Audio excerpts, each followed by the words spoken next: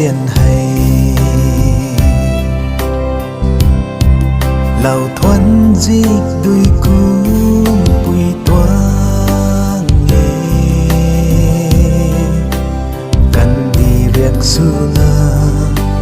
tâm bầm xì ní nặng ta diện lâu mây à lùng hay thô cả lại đã lạc mi mây tao đã kêu đi thế cả gần khát na khăng diện lâu na ta đặt căn đi mấy nắng lùng hay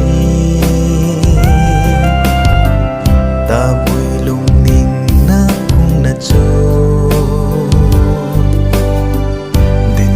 lâu na rô mang thân không na xì đi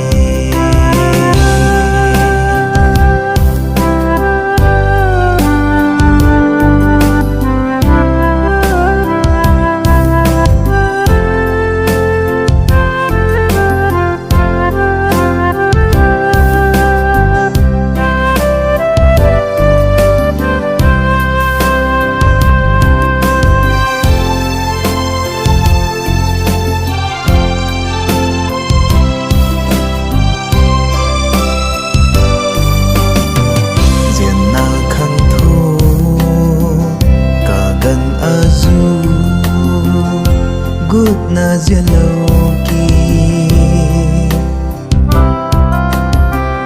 tầm đạt khăn thô mi khiếp đạt na băm khuôn nề nín ngâm mạc bay bắn tì hay cả băm khăn đi thế say thu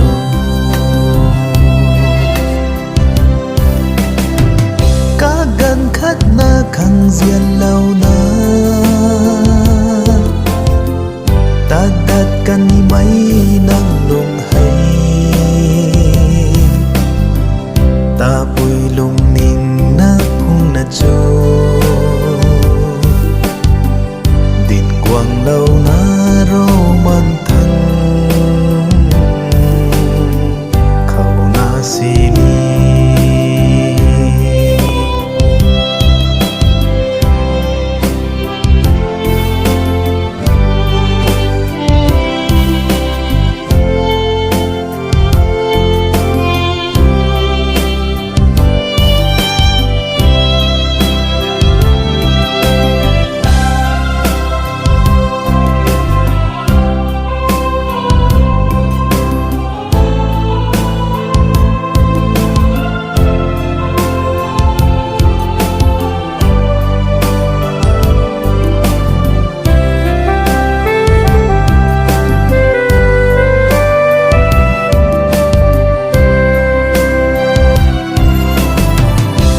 lung ninh mê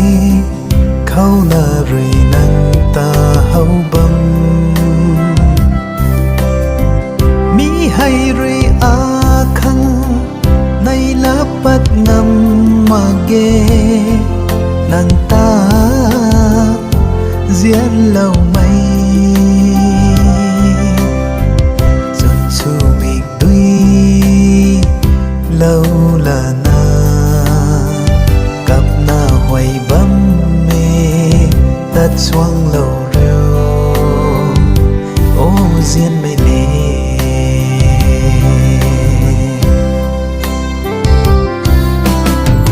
cả gần khát na khăng diện lâu na ta đặt căn đi mấy nắng lùng hay ta bùi lùng ninh na phung na trô đình quang lâu na